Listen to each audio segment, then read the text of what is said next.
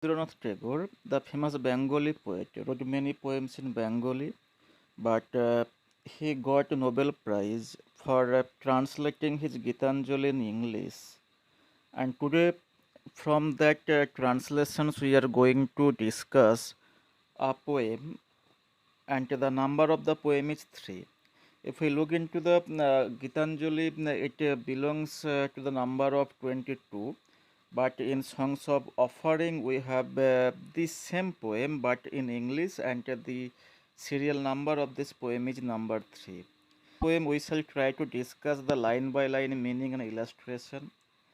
Before entering in the poem, I just want to make a request to all of the viewers. Just subscribe this channel and share this to others so that they can get the knowledge from this channel. The endeavor to nurture the knowledge is the timeline of this channel. So request you to subscribe this channel. So without wasting much more time, let's begin the poem. I know not how thou singest, my master. I listen in silent amazement. Here, one thing I want to mention that my master is actually God. Even some critics interpret it as nature. But here we shall try to interpret this poem as God. I know not how thou singest, my master. The poet is actually conversing with God, and he is asking that the poet does not know how God is actually singing and what is the cause of singing and how velocity, how sweet music does God bring out while singing. The poet does not know. I never listen in silent amazement, and the song is so much alluring, the song is so much infatuating that whenever the poet listens the song, he feels in himself a certain kind of amazement. In fact, the enthralling power of the song amazes the poet profusely. The light of the music illumines the world. So here, one thing we must have to remember: the light of the music. Actually, in a music there is no light, but if we try to hear the music as per the rhythm, we can feel there a certain kind of cadence, a certain kind of alluring power, and this is called the light of the music. So the poet is saying that the light of the music, the alluring power, the illuminating power is so much dazzling that it is actually illumines the entire world. The song spreads everywhere, and as a result, all the inhabitant of the world can see the illumination of the nature, illumination of the entire world.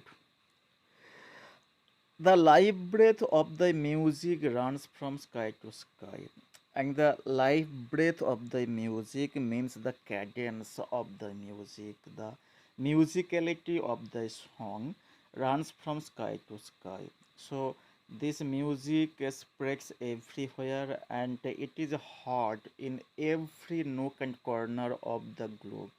So therefore, wherever you are in America or Australia or Japan, you can see, you can hear, and you can feel the music. The poet Tagore is asserting that the life breath of the music runs from sky to sky. From sky to sky means from one place to another place, and the musical quality, the musical cadence, the music of God's song runs from one place to another place. The holy stream of thy music breaks through all stony obstacles and rushes on. Here there is a comparison. The comparison is that take the example of a stream. Whenever a stream flows from upper to lower level, so what it actually does, it carries everything whatever creates a hurdle in its way, and even sometimes it breaks the entire boundary, breaks the entire hurdles or obstacles by its force. So then the stream in this way makes its way and goes on and goes on. The stream that I have mentioned so far is compared with the musical quality of God's song. The holy stream of the music, that means that the music that is compared with a holy stream breaks through all stony obstacles. It breaks every obstacle. Actually, we all know that the music does not break any kind of concrete obstacle. So what it does actually? We all know that whenever we listen music, we feel in ourselves a certain kind of happiness. All kind of narrowness then goes away. Here, uh, the stony obstacle means the narrowness that is actually hidden in all the readers, all the people. So whenever people read, whenever people hear the stream of this music, they actually shun out, they actually give up all narrowness in their heart that is hidden in their heart, in their passion, and they rushes on, and then this music flows on and spreads everywhere without any kind of hindrance. My heart longs to join in the song. So, uh, so far we have seen that the music of the God has many qualities, and the poet therefore here says that my heart longs to join in thy song. As the God's song is celestial, as a God's song has a breath, as a God's song is nothing but a holy stream, as a God's song is filled with light. So therefore the poet aspires that his heart longs to join in thy song. The poet's heart actually lingers, actually longs to join in this beautiful song, but vainly struggles for a voice. But there appears a constriction, and the constriction is the lack of voice. So the poet does not have proper voice, proper articulation, proper words to attune with the song of the God. I would speak, but speech breaks in not into song. The poet says that I would speak, I would like to speak, I would like to sing with you. But believe me, speech breaks not into song. But whenever my words come out from my mouth, whenever my speech comes out from my mouth, I cannot sing anymore. I cannot attune with the song of the God. I cannot duet with the song of the God.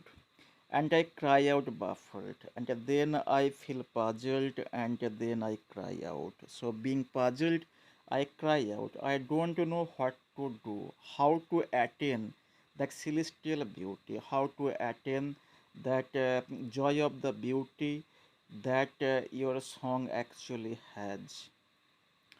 Oh, thou hast made my heart captive in the endless meshes of thy music. Oh, oh is nothing but the expression of his hopelessness. Here, the failure is expressed. The poet is not at all able to attune with the song of the God. So, therefore, the poet says that, oh, thou hast made my heart captive in the endless meshes of thy music. The poet says that his heart has been captured by the song of God. So the God song is very much profound and very much reverberating. So therefore, to the quality of the God song, the poet is not at all able to produce such type of song. Actually, in short, we can say that the poet is not uh, able to equate his own works, his own song with the song of the gods. So therefore he feels baffled, and at the same time he feels that his heart is captive, his heart is actually captured. So here one thing we need to remember that the in the endless message of the music that means that the product of the music. So whenever people hear the music, so what actually happens? People becomes enthralled with the music, and in this enthrallment, in this ensnaring power, the poet's heart is also captured. So poet is not at all able to come out from this ensnaring power, from this insinuating power, from this alluring power. So poet says that he is captured in the endless music of God. So this is the summary of the poem. If you get any kind of help from this video, don't forget to subscribe. Please stay with this channel and subscribe. Thank you once again for watching this video.